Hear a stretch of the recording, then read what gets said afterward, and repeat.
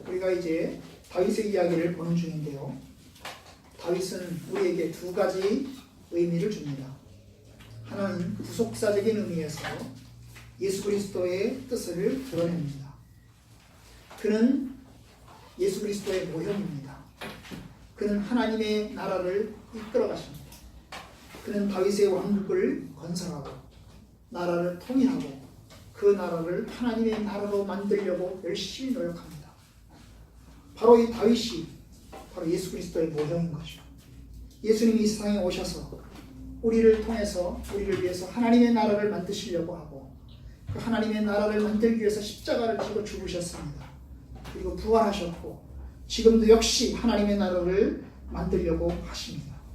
바로 그런 점에서 우리가 다윗의 이야기를 예수 그리스도의 그 사역과 관련해서 생각해 볼 수 있습니다. 또 하나는 그럼에도 불구하고 다윗은 우리 인간의 모형이기도 합니다. 여러분, 다윗이 완전한가요? 완전하지 못하죠. 다윗은 우리의 신자의 모습을 보여줍니다. 다윗은 허물 많고 연약한 우리 인간의 모습을 그대로 보여줍니다. 다윗이 밧세바 사건에서 보여준 것이 바로 그러합니다. 밧세바 사건 이후에 압살롬의 반역을 처리해 나가는 과정에서 보여주는 것이 그러합니다. 오늘 말씀 역시 다윗이 완전하지 못하고 불완전한 것을 다시 한번 보여주게 됩니다. 얼마나 다윗이 흠이 많은지 우리 시각에서 우리 21세기의 모습 시각에서 볼 때 다윗이 연약한 부분이 있는지를 오늘 말씀 속에서도 볼 수가 있습니다. 오늘 본문에 보시면 다윗이 압살롬의 쿠데타를 해결하고 이제 드디어 예루살렘 왕궁으로 복귀한 것을 보게 됩니다. 이제 예루살렘을 놔두고 요단강 건너서 도망갔던 이 다윗이 압살롬이 죽자 다시 예루살렘으로 돌아옵니다. 예루살렘으로 돌아와서 그가 한 첫 번째 조치, 오늘 본문이죠. 예루살렘으로 왕궁으로 복귀하고 난 다음에 그가 한 첫 번째 조치가 오늘 20장 3절의 조치입니다. 그건 뭘까요? 예루살렘 왕궁에 남겨두었던 그 10명의 후궁들, 후궁입니다. 부인들이 아니고 후궁들입니다. 10명의 후궁들을 어떻게 합니까? 별실에 가두고 먹을 것만 주고 평생에 관계하지 않고, 성관계죠. 일종의 관계도 하지 않고 어떻게 합니까? 생갑으로 지내게 합니다. 그들이 죽는 날까지 갇혀서 별궁에 갇혀서 생갑으로 지내도록 한 것을 보게 됩니다. 여러분, 이게 오늘날 21세기의 시각에서 볼 때 옳은 것입니까? 옳지 못하죠. 아니, 21세기의 시각에서 볼 때 이것은 절대로 옳지 못합니다. 여러분, 이 얘기를 한번 생각해 봅시다. 후궁의 10명을 생각으로 별실에 가두고 먹을 것만 주고 그야말로 가둬놓고 자유롭게 하지 않고 그냥 인권도 주지 않고 그야말로 그냥 서서히 죽어가게 하는 것과 마찬가지인 것입니다. 왜 이렇게 했을까요? 다윗이 왜 이렇게 했을까요? 이게 도대체 무슨 의미를 가지고 있을까요? 한번 생각해 봅시다. 이 사건을 조금 더 보게 되면 여러분 아시는 것처럼 다윗은 부인들이 여러 명이었고 그리고 첩들도 여러 명이었습니다. 오늘 본문에만 나오는 게 후궁들이 10명이라고 했습니다. 그럼 후궁 말고 본처들이 몇 명이에요? 그럼 부인들이 몇 명이겠어요? 한 20명 정도 되는 거죠. 솔로몬에 비하면 턱도 안 되지만 그래도 엄청나게 많은 겁니다. 요즘 사회에서 일부 일처를 지향하는 사회에서 이게 올바른 게 아니죠. 그런데 어쨌든 간에 다윗에게는 부인들이 아주 많았습니다. 그리고 그 여러 명의 부인들을 통해서 아들들도 많이 낳았습니다. 일부 다처의 모습을 보여주게 된 것입니다. 아마 대부분의 그 다윗의 부인들, 후궁들은 정치적인 관계에서 맺어졌을 것입니다. 지방 호적이나 주변 나라의 공주들과 함께 이제 동맹 관계를 맺으면서 혼인 관계를 가졌고 그러면서 이제 여러 명의 부인들을 거느리게 됐을 것입니다. 그 당시 상황은 절대운주 상황, 북한의 김정은이 통치하는 것과 똑같은 상황이라고 생각하시면 되겠습니다. 그런데 이 절대군주 상황에서 이제 압살롬이 쿠데타를 일으켰습니다. 쿠데타를 일으키자 예루살렘을 버리고 도망을 갑니다. 다윗이. 그럼 도망가면 이 후궁들 10명까지 다 데리고 가야 정상입니다. 부인들은 다 데리고 갔습니다. 처자식들은 다 데리고 갔습니다. 그런데 10명의 후궁들은 남겨놓았습니다. 이 10명의 후궁들이 20명 중에서 10명인지 10명 중에서 10명인지 명확하지 않습니다. 그런데 어쨌든 간에 후궁 10명을 남겨놓았습니다. 사실 정상적으로 말하면 후궁 10명을 데리고 가는 게 옳습니다. 그렇지 않겠어요? 이 부인들 입장에서, 이 후궁들 입장에서 어떻게 하겠어요? 따라가고 싶겠어요? 그냥 안 따라가고 싶겠어요? 따라가고 싶겠죠. 왜냐하면 압살롬이 쿠데타를 일으켜서 지금 정권을 장해서 이 나라를 통째로 다 삼켰는데 자기가 이 후궁들 입장에서 다윗을 따라가고 싶겠습니까? 안 따라가고 싶겠습니까? 따라가고 싶지요. 왜냐하면 안 따라가면 압살롬의 첩이 되는 것입니다. 그 당시 상황이 그랬어요. 그 당시 상황은 전쟁이 나면 전쟁의 집권자가 그 선왕의 부인들을 다 거느리는 방식입니다. 그러니까 여러분 이게 따라가는 게 옳습니다. 따라가는 게 옳아요. 따라가고 싶었을 것입니다. 그런데 다윗은 그들을 데려가지 않습니다. 후궁 10명을 예루살렘 성에 남겨놓고 그리고 아들, 딸들 그리고 부인들, 신하들을 데리고 예루살렘 성 밖으로 나갑니다. 두고 갔다는 말은 방치한 것입니다. 여러분 왜 그랬을까? 왜 남겨놓았을까? 성경에 나와 있지 않아요. 후궁들이 자식들을 못 낳아서 그랬을까? 아니면 신분상 철원 출신이기 때문에 그랬을까? 성경은 분명하게 이야기하지 않습니다. 그 후궁들의 10명의 신상도 말하지 않습니다. 그런데 우리는 이 말씀을 접하면서 한 가지 예언을 기억해야 됩니다. 바세바 사건에서 이 나단 선지자가 찾아와서 한 얘기가 뭐였어요? 네가 이 우리아의 아내 바세바를 건드렸기 때문에 너의 생전에 왕궁에서 겁탈 사건이 생길 것이다. 너의 아내들이 백주 대낮에 강간당하는 일이 발생할 것이다 라고 예언을 하였습니다. 사무엘하 12장에 보면 그런 이야기를 합니다. 너의 집안에 재앙을 일으킬 것이다. 네가 보는 앞에서 네 아내들을 빼앗아 가까운 사람에게 주겠다. 그는 백주 대낮에 네 아내들과 잠자리를 할 것이다. 이것이 하나님이 다윗을 향한 징벌로서의 예언이었습니다. 그러면 다윗이 이 예언을 받았습니다. 이 예언을 받았다면 이 예언이 일어나지 않게끔 하기 위해서는 어떻게 됩니까? 그 싹을 없애야 됩니다. 그러려면 데리고 나갔어야 합니다. 그런데 데리고 나가지 않았습니다. 그냥 놔뒀습니다. 그 결과 압살롬이 쿠데타가 일어났고 압살롬이 예루살렘 성을 들어오자 예루살렘 성에 들어와서 압살롬이 첫 번째 조치가 뭘까요? 가장 첫 번째로 한 것이 백주 대낮에 후궁들 10명을 강간한 것입니다. 천막 쳐놓고 옥상에다가 천막 쳐놓고 한 명씩 강간한 것입니다. 여러분 선왕의 부인들을 건드렸다는 것은 결국 아버지를 건드렸다는 것입니다. 아버지를 건드리는 건 똑같은 거예요. 아버지를 물리쳤다는 건 똑같은 거예요. 내가 아버지를 이겼다. 그런 뜻과 다 같은 겁니다. 여러분 그렇게 한 사람이 복을 받습니까? 복 받지 않습니다. 이스라엘의 12명의 아들들 중에서 첫 번째 아들이 르우벤입니다. 근데 이 르우벤이 큰아들이긴 큰아들이면서도 하나님의 축복을 받지 못해요. 왜 그렇습니까? 르우벤이 큰아들이면서 장자이면서도 하나님의 큰 축복을 받지 못했어요. 왜 그랬을까요? 여러분 르우벤이 아버지의 첩을 건드렸습니다. 이 야곱의 12아들들 중에서 이 르우벤이 자기 아버지 야곱의 첩을 건드렸습니다. 그것 때문에 르우벤은 하나님의 축복에서 배제가 됩니다. 그러니 이거 굉장히 무서운 죄예요. 아버지의 선왕의 아버지의 첩을 그게 부인이든 첩이든지 건드렸다는 것은 아버지를 모독하고 아버지를 무시했다는 뜻이거든요. 그런데 압살롬은 그 일을 잘했습니다. 예루살렘 궁으로 들어가서 제일 첫 번째로 한 것이 후궁들을 건드린 것입니다. 후궁들을 겁탈을 한 것입니다. 결국 예언의 성취가 이루어졌죠. 나단 선지자를 통해서 하나님께서 다윗을 향해서 주신 그 징벌로서의 예언이 그대로 성취가 됩니다. 백주 대낮에 아들이 아버지의 부인들을 건드리는 결과가 나타나는 것입니다. 이건 천인공노할 일이 어디가 있습니까? 그런데 그와 같은 일이 일어났습니다. 여러분 다윗은 하나님의 예언을 무시했어요. 우리 같으면 하나님의 말씀을 무시하면 안 됩니다. 하나님의 경계를, 하나님의 말씀을 심각하게 생각을 했어야 됩니다. 하나님의 말씀을 심각하게 생각했으면 다윗은 이 후궁들을 데리고 나갔을 것입니다. 그런데 하나님 말씀을 심각하게 생각하지 않았습니다. 그래서 남겨놓았습니다. 어쩌면 너네들 겁탈 당하라 그렇게 남겨놨을까요? 그럼 얼마나 잔인한 것입니까? 여러분, 하나님 말씀을 가볍게 생각해서는 안 됩니다. 하나님의 경계를 가볍게 생각해서는 안 됩니다.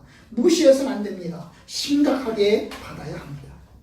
우리도 역시 일상생활을 하면서 하나님 말씀을 가볍게 생각할 때가 많죠. 하나님의 징벌과 하나님의 예언을 그냥 무시하고 넘어갈 때도 있습니다. 그런데 여러분, 하나님 말씀 한 구절 한 구절이 굉장히 심각하고 중요한 구절입니다. 그런 여러분, 하나님 말씀을 여러분 읽으실 때, 하나님 말씀을 들으실 때 이것이 굉장히 심각하다고 생각하셔야 됩니다. 그런데 다윗은 그것을 무시했죠. 그 결과 그 예언 그대로 결국에선 겁탈 사건이 일어났습니다. 그리고 이제 드디어 겁탈 사건이 일어났고 여자들은 겁탈 당했습니다. 그리고 나서 시간이 흘러서 이제 압살롬의 반역은 진압이 됐고 다윗이 예루살렘 성으로 다시 들어왔습니다. 예루살렘 성으로 들어왔어요. 그리고 난 다음에 뭘 합니까? 여자들을 별실에 가두고 그 겁탈당한 여자들, 성폭행당한 그 여인들을 별실에 가두고 먹을 것만 주고 그 다음에 생각으로 지내도록 합니다. 이 조치가 올바른 조치입니까? 어떤 의미에서는 합당할 수 있습니다. 왜냐하면 신명기서의 말씀에 보면, 신명기 24장에 보면 이런 이야기가 나옵니다. 어떤 여자가 첫 번째 이혼하고 두 번째 남자와 재혼을 했습니다. 두 번째 남자와 또 이혼을 했습니다. 그럼 두 번 이혼한 거죠? 첫 번째 남자와 이혼하고 재혼했고 그 다음에 두 번째 남자와 다시 이혼을 했어요. 그러면 이 여자는 첫 번째 남자에게 갈 수 있을까요? 없을까요? 갈 수 있을까요? 없을까요? 우리 생각에는 어차피 본처니까, 첫 번째 남자의 본처니까 그냥 첫 번째 이혼했고 그 다음에 두 번째 갔다가 다시 재혼 이혼해서 첫 번째로 가면 좋지 않겠냐. 그래도 구관이 명관인데 그래도 본처니까, 본 남자니까 가는 게 낫지 않겠냐 그러죠. 그런데 성경은 말합니다. 그 여자는 이미 몸을 더럽혔음즉 전 남편이 그를 아내로 맞이하지 말아라. 이게 하나님 말씀입니다. 그 여자는 이미 두 번째 죄가 해서 몸을 더럽혔다 이거예요. 그렇기 때문에 다시 전 남편으로 돌아가서 전 남편과 관계를 가져서는 안 된다. 첫 번째 남자와 관계를 가져서는 안 된다. 라고 하는 것이 하나님의 뜻입니다. 이는 여호와 앞에서 가증한 것입니다. 하나님의 뜻은 성관계가 성세와의 문란해지는 걸 원치 않습니다. 이 남자 저 남자, 이 여자 저 여자 연결되는 것을 원치 않습니다. 그러니까 허락하지 않는 것입니다. 그러면 만약에 다윗이 예를 들면 겁탈당하고 돌아온 여자를 다시 관계를 가지면 결국 어떻게 된 것입니까? 첫 번째 관계 갖고 그 다음에 다른 남자에 갔다가 다시 돌아와서 관계를 갖는 것과 같은 꼴이기 때문에 아마 그런 의미에서 다윗은 하지 않았을 겁니다. 그뿐만 아니라 사실 다윗은 권력자니까 권력자 입장에서는 그렇게 겁탈당한 여자를 그냥 관계를 갖는 것이 좋지 않겠다고 생각을 해서 그는 거절했을 것입니다. 그런데 여러분, 이게 후궁의 입장에서는 어떨까요? 후궁의 입장에서는 굉장히 억울한 것입니다. 자기네들이 남아있고 싶어서 남은 게 아니죠. 자기네들이 다윗을 따라가고 싶지 않아서 안 따라간 게 아닙니다. 그리고 자기네들이 좋아서 다윗과 관계를 가진 게 아닙니다. 강제적으로 겁탈을 당했습니다. 그러면 다윗이 돌아와서 다윗에게서 다시 겁탈당하는 똑같은 거예요. 사실은 성적으로 겁탈당하진 않지만 결국 어떻게 합니까? 다윗에게 버림받은 거 아닙니까? 그죠? 버림받은 거예요. 별실에 가둠을 당하고 평생 동안 먹을 것만 공급받으면서 그냥 처량하게 지내는 그런 모습을 당하게 됩니다. 여성들의 입장이라면 이거 용납하지 못합니다. 그런데 다윗은 궁중에 돌아와서 생각을 만들었습니다. 두고 간 것도 다윗 책임인데 거기다가 돌아오고 난 다음에 그 후궁들을 생각을 한다. 다윗이 그 여자들을 사랑하지 않는 걸 보여주는 거죠. 사실 후궁들도 어떤 의미에서 자기의 부인들입니다. 그런데 겁탈당하도록 방치하고 그리고 당한 뒤에는 생각으로 만들어 버립니다. 너무나 억울하고 원통한 일입니다. 성경은 분명히 생각으로 만들었다. 생각은 뭐예요? 남편은 있는 사람이라도 남편이 없는 거 똑같은 거예요. 남편은 있는 사람이라도 남편이 없는 거예요. 이런 처량하고 억울한 일이 있습니다. 여러분, 이게 오늘날 우리 시대에서 이것저것 다 용납하지 못하죠. 일부 다쳐도 우리는 용납하지 못하고, 그리고 성폭행 당한 것도, 당한 사람을 그렇게 방치하고 버려두는 것도 사실 용납하기 어렵습니다. 오늘날 우리는 젠더라고 하는 것을 배웁니다. 이 젠더라는 게 뭡니까? 성차별이죠. 성인지적인 관점을 배우게 됩니다. 우리나라는 이제까지 100년 전까지 일부 다처를 인정해 왔습니다. 우리 부모 세대에도 일부 다처가 존재하였습니다. 자식을 못 낳아서 혹은 사랑 없이 부모가 맺어준 것 때문에 그것에 대한 만족감이 없어서 사랑하는 여자를 찾아서 결국 남자들이 결국 첩을 거느리고 살았습니다. 이제는 일부 다처를 부정하고 일부 일처만을 인정하는 사회에서 살고 있죠. 그런데 최근에 들어서 아시는 것처럼 불륜이 엄청나게 많이 늘었습니다. 그리고 이혼도 많이 늘어나고 있습니다. 우리 시대에 우리가 다윗이라면 어떻게 될까요? 이것은 우리의 책임입니다. 다윗은 정상적으로 말하면 후궁들에게 사죄했어야 됩니다. 내가 잘못했다. 내가 당신들을 방치했다. 내가 당신들을 놔두고 갔다. 미안하다. 사죄했어야 합니다. 후궁 부인들에 대한 책임을 다하지 못한 것에 대하여서 사죄하는 것이 옳습니다. 그런데 다윗은 사죄하지 않았습니다. 아직 안 내려갈 생각을 했다면 처음부터 후궁을 두지 말았어야 됩니다. 그렇잖아요. 후궁을 두지 말았어야 됩니다.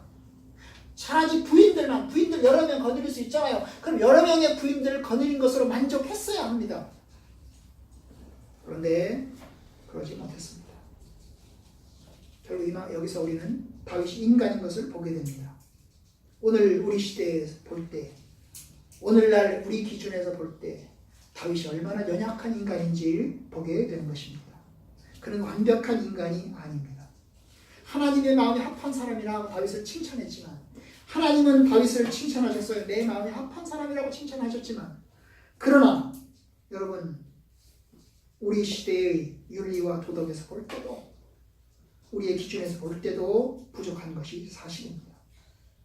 오늘날 일본군 위안부가 존재하고 미군 지역에서 적대부가 존재하고 이런 것들을 보시면 말입니다.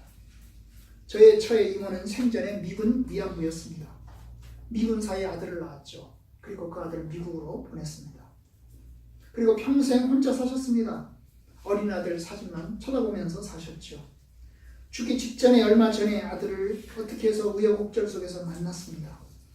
그런데 결국 그 아들을 다시 미국으로 보냈고 그리고 돌아가셨습니다. 장례식에서 그 아들은 장례식에 참석하지 못했습니다. 그의 친정 식구들에게서는 버림받았습니다. 미군 적대부였다고 사람들이 싫어했습니다. 친척들도 싫어했어요. 버렸습니다. 지저분하다고, 더럽다고 버렸습니다. 그리고 따돌림을 받았습니다. 여러분, 요즘 미투 운동 때문에 여성들에 대한 성폭행, 성추행 이런 이야기가 계속 나오지만 50년 전, 100년 전만 하더라도 남성들에서 일상적인 그 성폭행, 성추행들을 보편적이었습니다. 후궁들의 모습을 보여주는 것과 같은 것입니다. 아마 우리 지금부터 30년 전, 40년 전만 하더라도 우리 시대의 남자들 이랬을 겁니다. 그죠? 자기 부인이 딴 여자에게 어떻게 하다가 강간을 당했습니다. 그러면 그 남편들은 어땠을까요? 그 부인을, 자기 본처인 부인들을 싸매고 쓰다듬고 용서하고 품고 그랬을까요? 아마 냉정하게 버렸을 겁니다. 너는 더럽다고, 너는 네 몸을 훼손했다고 그러면서 버렸을 것입니다. 여러분, 이 구절, 남자들의 이 구절을 읽으면서 불편함을 가셔야 됩니다. 이게 당연하다, 이게 당연하구나 라고 생각하시면 그 시대, 다윗 시대의 상황에서 이것이 다윗 정부의 거룩함과 순결함을 보여주는 징표로서는 맞을 수 있지만, 그러나 사실은 만약에 이걸 그대로 당연하게 읽는다면 우리는 폭력의 가해자들인 셈이나 다름이 없습니다.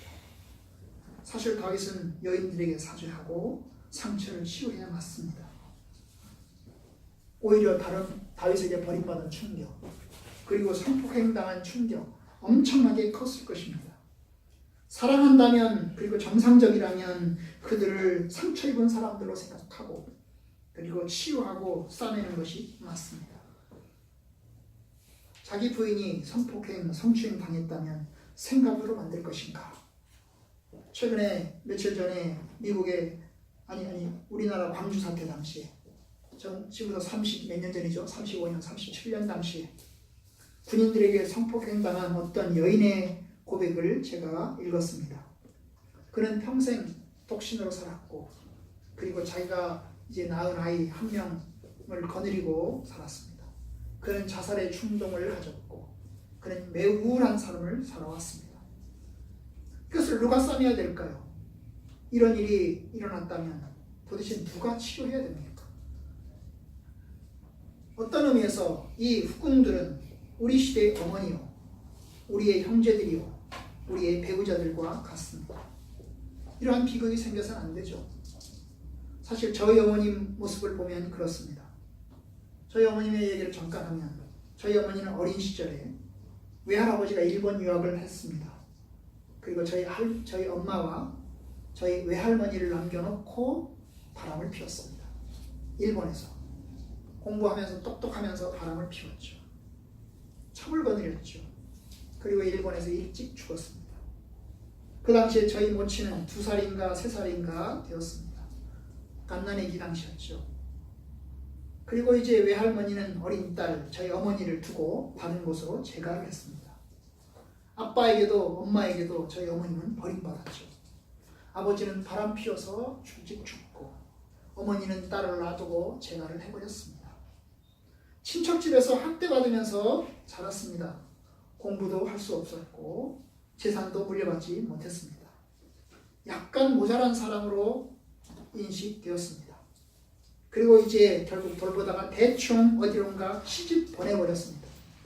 근데 첫 번째 시집 갔다는 곳이 바로 장애인이었습니다. 뇌병변 장애인인 것 같아요. 그런데 그 장애인에게서 시집 가는데 아기를 못 낳아가지고 쫓겨났습니다. 쫓겨난 저희 어머님 오갈 데가 없었습니다. 그 장애인에게 시집 가는데 거기서도 쫓겨났습니다. 아기를 못 낳았다. 결국 이제 오갈 데 없는 상황에서 저희 아버지를 만나서 결국 제가 태어났습니다.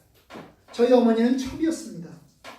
아버지가 죽고 난 다음에 이제 저희 어머님은 동네 사람들에게 무시를 많이 받았습니다. 선조도 받았습니다. 친척들에게도 무시를 받았습니다. 저희 어머님이 듣던 말, 별명 2개입니다. 제가 어릴 때인데 지금도 기억이 납니다. 저희 어머니가 들었던 2가지 별명. 환양년. 환양년이 뭡니까?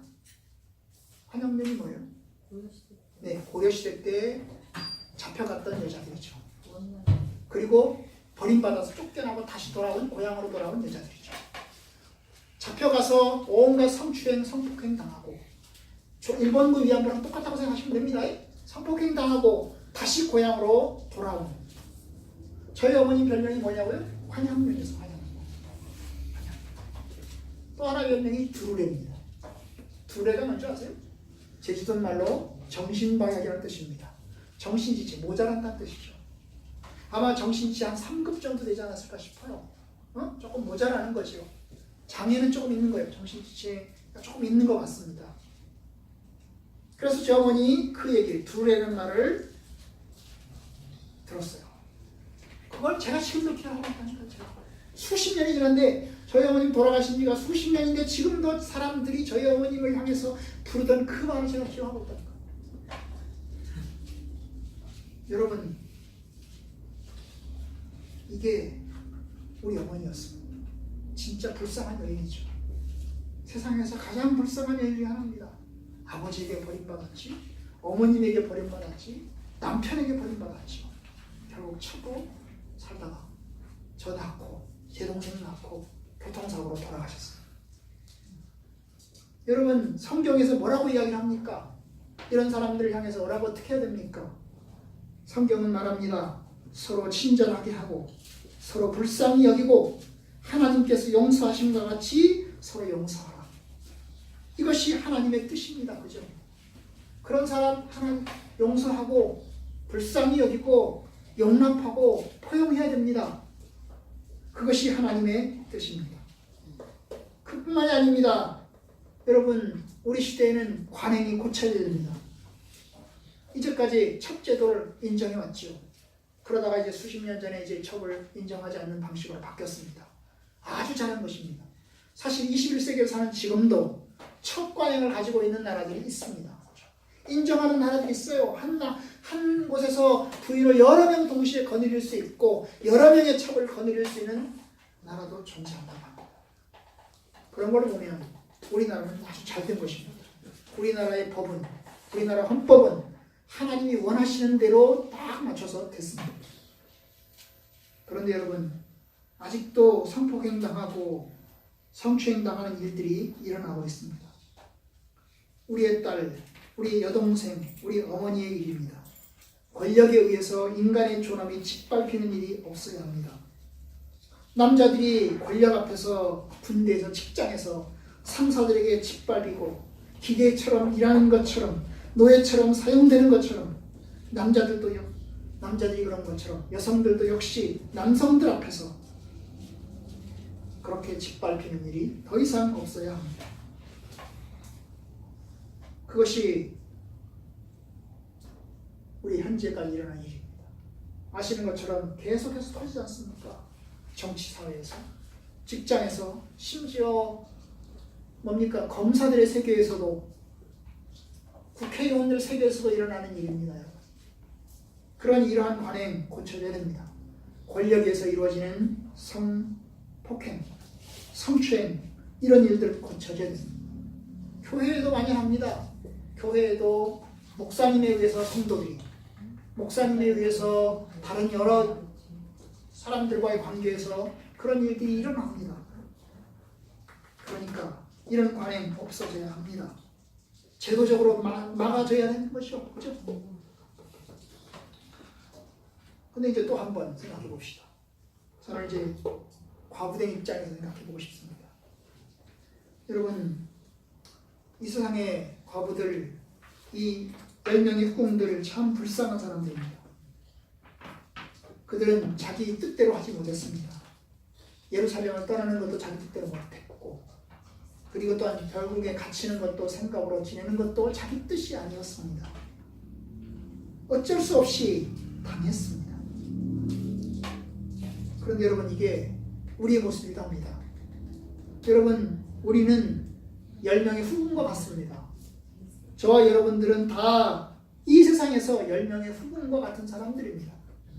왜냐고요? 우리들 인생 마음대로 못합니다. 다윗도 마찬가지입니다. 사실 다윗도 어떤 의미에서는 10명의 후궁과 같습니다.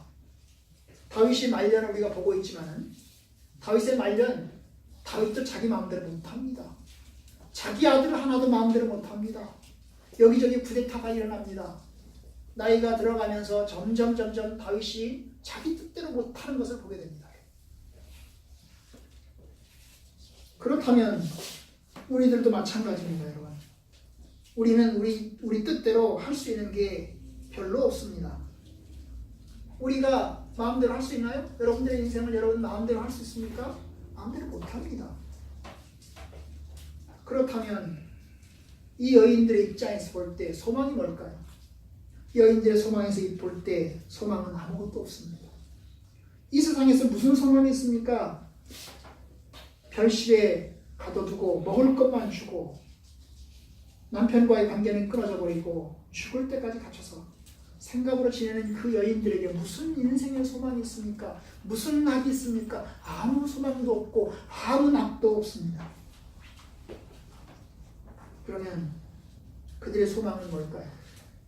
그들이 만약에 산다면 그들의 소망은 어디서 찾아야 될까요? 바로 하나님에게서 찾아야 됩니다. 하나님을 붙잡고 하나님으로 인해 사는 것이 그 여인들의 소망입니다. 여러분, 남편이 있으되 남편 없이 사는 사람, 이게 그들의 모습입니다.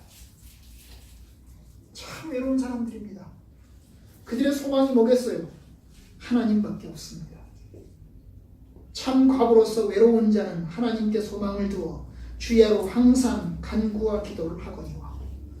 참 하나님 앞에서 외로운 사람, 참 하나님 앞에서 외로운 사람은 어떻게 될까요? 하나님께 소망을 두고 주야로 항상 하나님께 간구와 소망과 기도를 하는 사람, 이랍니다. 그것이 세상에서의 소망입니다. 이 세상에서의 소망, 이 세상에서의 위로가 없습니다. 참된 소망은 오직 하나님, 참된 소망은 예수 그리스도밖에 없습니다. 저희 이모 되시는 분은 평생 동안 과부로 지냈습니다. 남편 미국 사람 미국으로 보내고 결국 혼자서 아기 사진 붙들고 평생 동안 혼자 사셨습니다. 그에게 소망이 뭐가 있었을까요? 그에게 소망은 하나님밖에 없었습니다. 그렇죠? 평생 동안 하나님밖에 없었습니다. 끝까지 교회와 함께 하였습니다. 저희 모친에게 소망이 뭐가 있었을까요? 저희 모친, 제가 저희 어머님을 전도했습니다. 교회 나가십시다 이래가지고 전도했어요. 저희 어머님의 기쁨이 뭐였을까요? 하나님 만나는 기쁨입니다. 하나님 만나는 기쁨 외에 기쁨 없었습니다. 여러분, 우리의 소망이 뭘까요? 저와 여러분들은 이 세상에서 10명의 훅인 것 같다니까요. 우리 인생 우리 마음대로 못한다니까요. 내가 내 마음대로 못한다니까요. 내가 자유롭게 뭘 할 수 있나요? 아무것도 못해요. 하나님이 건강 주셔야 일하고 하나님이 숨 쉬게 하셔야 숨 쉬는 겁니다. 오늘도 교회 나오게 하셔야, 하나님이 허락하셔야 교회 나오는 겁니다. 그런 상황에서 여러분, 우리의 소망 하나님밖에 없습니다. 이 여인들이 하나님을 소망으로 삼았을 거라고 믿습니다. 저는 이 여인들이 하나님께 소망을 두고 그들의 인생을 살았을 거라고 생각합니다. 그렇지 않다면 이 인생은 너무나 불쌍하고 너무나 비참하고 너무나 억울한 것입니다. 그런데 여러분, 저와 여러분들 하나님께 소망을 두고 삽시다. 우리가 이 땅에서 남은 소망 딱 하나입니다. 남북통일도 아니고요, 우리 자식들 잘 되는 것도 아닙니다. 그건 잠시입니다. 그건 잠시예요. 우리의 유일한 소망, 영원한 소망은 하나님 안에 있습니다. 주께서 나를 구원하시고 나를 하나님의 백성 삼아서 나를 천국으로 데리고 가는 것이 영원한 소망입니다. 그 소망을 붙들고 여러분 사시기를 주의 이름으로 축원합니다.